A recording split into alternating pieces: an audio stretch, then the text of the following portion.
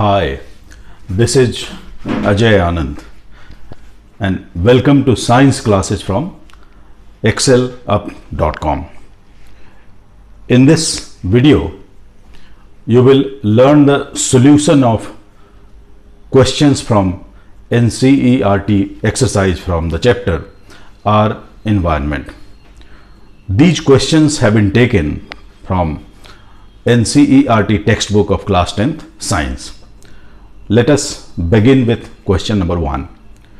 Which of the following groups contain only biodegradable items?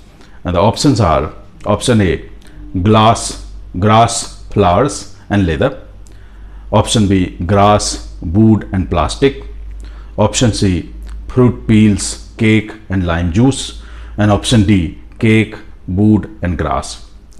And the answer is options A, C and D. In case of option B, plastic is non-biodegradable.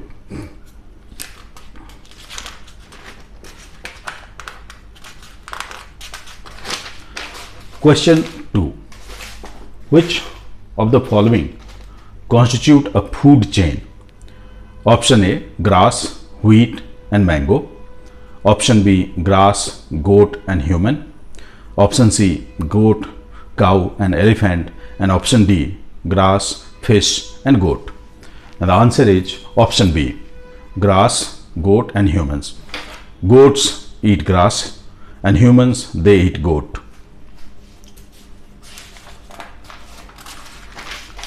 Question 3. Which of the following are environment friendly practices? Option A, carrying cloth bags to put purchases in while shopping; B, switching off unnecessary lights and fans; C, walking to school instead of getting a mother to drop you on her scooter; and D, all of the above. And the answer is D, all of the above. Question 4. What will happen if we kill all the organisms in one trophic level? The answer to this question is it will prove disastrous for the whole ecosystem. To understand this, let us take an assumption. Let us assume there is an ecosystem which is composed of grasses, deer and tiger. Now in the first case, let us assume that all the grasses, they are wiped off. So what will happen? There will be no food for deer. So the deer, they will die out of starvation and it will result in no food for tigers. So finally the tigers, they will also die. So ultimately the whole ecosystem will collapse. In second example, let us assume that all the deer are killed. So this will leave no food for tiger and all the tigers will also die. Now since there will be no animal to eat grasses, so the grasses will proliferate, resulting in high population of grass. Okay, and there will be intense competition for resources among grasses and even they will perish in the long run. In the third example, let us assume that all the tigers are killed. So deer should be happy that there will be no threat to their life. But since there will be no animal to check the population of deer, so it will result in very high population of deer. And the supply of grass, it will not be enough to meet the needs of deer. So even deers will die. And finally the grasses will be wiped out because of high population of grass. Okay. So in every situation, this will result in catastrophe for the ecosystem. Question 5. Will the impact of removing all the organisms in a trophic level be different for different trophic levels? Can the organisms of any trophic level be removed without causing any damage to the ecosystem? Answer to this question will be similar to the answer for previous question. So in these examples, if all the organisms of any trophic level are removed it means end of the ecosystem. Okay, and there is no way that organisms of a ecosystem is removed and it is not going to affect the whole ecosystem. Question 6. What is biological magnification? Will the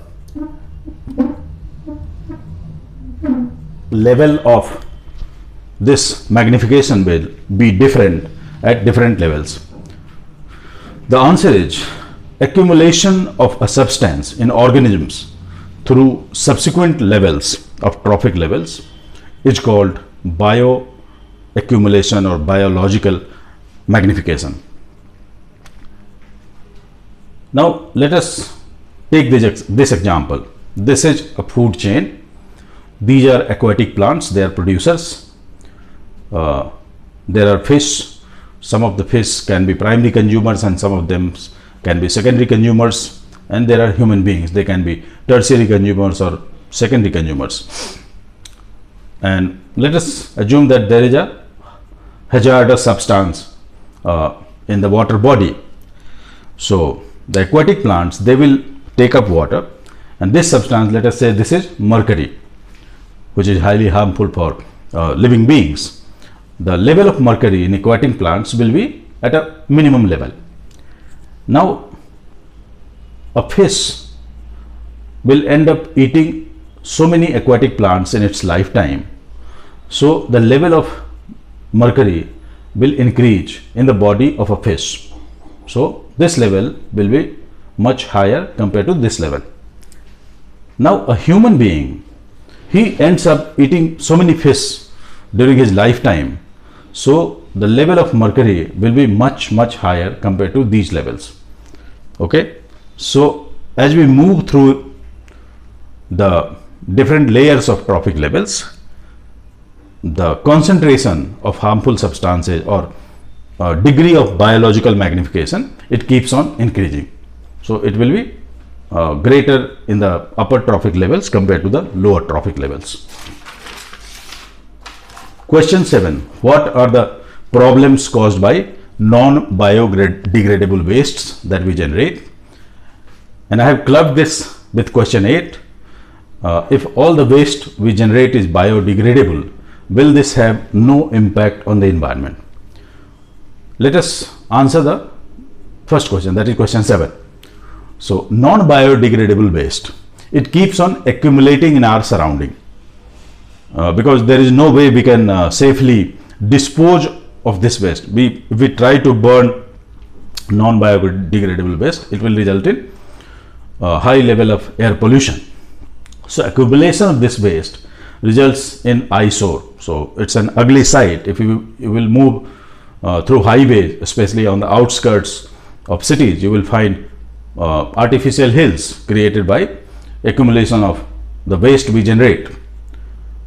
Now since it makes an impervious layer over the soil, so it turns the soil infertile, it hampers recharge of groundwater, it attracts stray animals, and it is dangerous for stray animals also, because suppose if a cow it swallows a plastic bag, the plastic bag will end up choking the alimentary canal of the cow and eventually the cow will die. Now what happens if all the waste we generate is biodegradable only? In that case also there are problems because of the huge amount of waste which we generate every day. So that will also create an eyesore, and the decomposition process, it will release obnoxious gases, especially methane, which is a greenhouse gas. Then there will be so many microbes involved in decomposition of the substances, so it can cause epidemic also. This will also attract stray animals. Okay, so in both the cases there is a huge problem of disposal of waste. Question 9. Why is damage to the ozone layer a cause for concern? What steps are being taken to limit this damage? We know that ozone layer, it prevents harmful ultraviolet rays from reaching the Earth's surface. If ultraviolet rays, they will reach Earth's surface, they can cause skin cancer. The ozone layer was damaged because of prevalent use of CFCs. CFC stands for chlorofluorocarbon, and CFCs are used in refrigerators, air conditioners, and in aerosols. In 1987, UNEP, that is United Nations Environment Program, it convinced the member countries to sign on an agreement so that CFC production could be frozen at 1986 level. And there was also an agreement to phase out CFC and to use alternate chemicals for refrigerators and air conditioners or aerosols.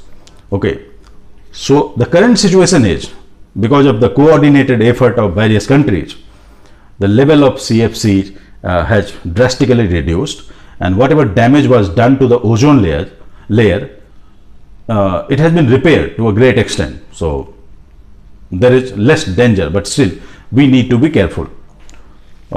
That's all for this lesson. Thank you.